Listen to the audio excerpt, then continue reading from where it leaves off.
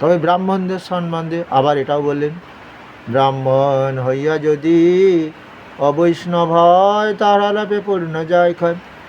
কলিযুগের ব্রাহ্মণ যদি হরিনাম না করে গলায় তুলসীর মালা পড়ে, সেই ব্রাহ্মণ যজমানের কোনো মঙ্গল করতে পারবে না। কারণ কলিযুগের একটাই মহামন্ত্র, সেটা হচ্ছে আপন সবারে প্রভু করে উপদেশে, কৃষ্ণ নাম মহামন্ত্র শোনা হরিষে।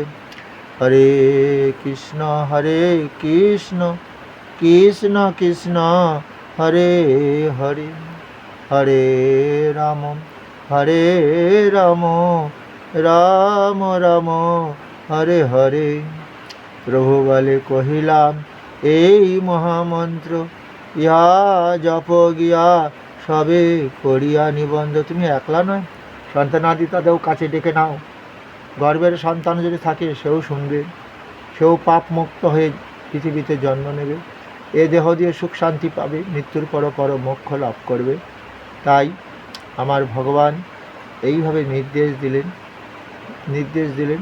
কিন্তু ব্রাহ্মণ কুলে দেখবে তারা ঠিক 12 বছর বয়স হয়ে গেলে তার বাবা তাকে দীক্ষা দিয়ে দিচ্ছে। কিন্তু এই যে ক্ষত্রিয় বৈশ্য শূদ্র, তারা কিন্তু এই কথাটা মানে না। তাই এখনও পর্যন্ত ব্রাহ্মণ শ্রেষ্ঠ আছে।